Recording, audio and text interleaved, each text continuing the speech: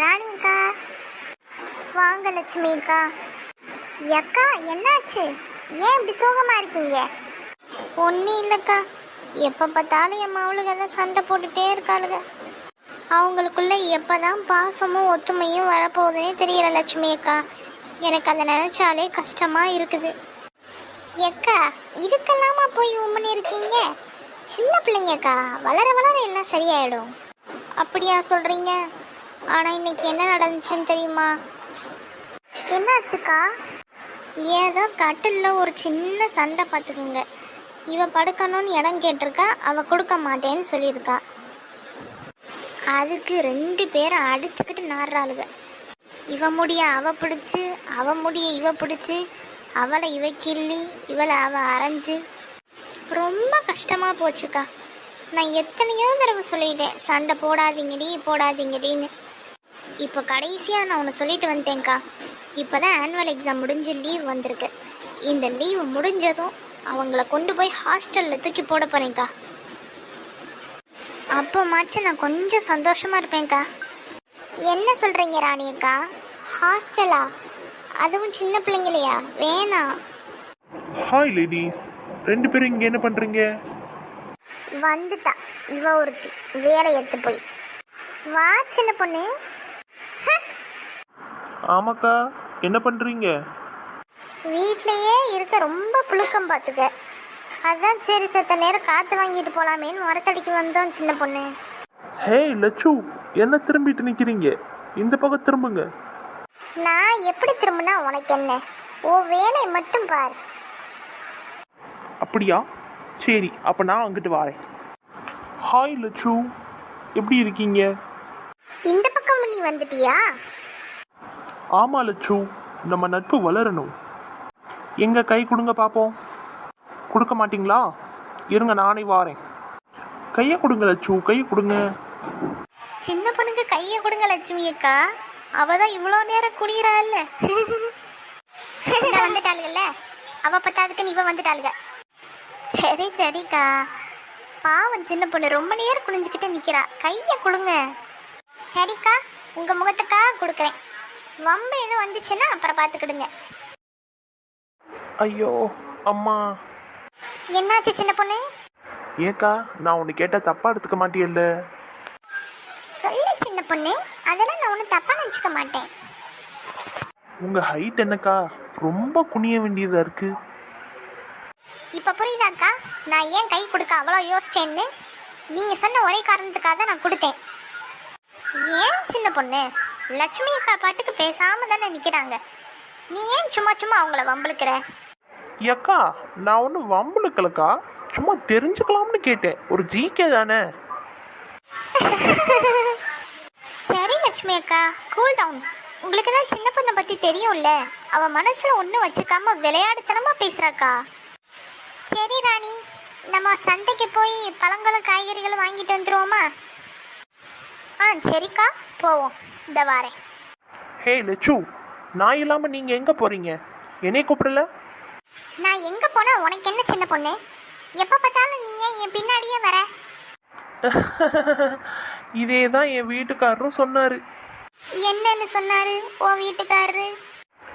எப்போ பார்த்தாலும் லட்சுமி அக்கா புராணத்தையே பாடிக்கிட்டு இருக்க, நீ என்ன கல்யாணம் பண்ணதுக்கு பதிலாக லட்சுமி அக்காவை கல்யாணம் பண்ணியிருக்கலான்னு சொன்னார். ராணிக்கா, வாங்க போவோம். நில்லுங்க. மறுபடியும் உனக்கு என்ன சின்ன பொண்ணு வேணும்? ஏன் எங்களை தொந்தரவு பண்ணிக்கிட்டே இருக்க? இருங்கக்கா, நான் என்ன சொல்ல வரேன்னு கேளுங்க. இப்போ என்ன சின்ன பொண்ணு சொல்ல போற? சீக்கிரம் சொல்லு, நேரம் ஆகுது. நீங்கள் 2 பேரும் சந்தைக்கு போய் என்ன வாங்க போகிறீங்க? சின்ன பொண்ணு, அது உனக்கு தேவையில்லாதது. நீ ஏன் கேட்குற? நீ போய் எங்களுக்கு வாங்கி கொடுக்க போறியா? இருங்க லட்சு, சொல்லுங்க, என்ன வாங்க போகிறீங்க? ஆப்பிள் 4 வாங்க போகிறோம்மா.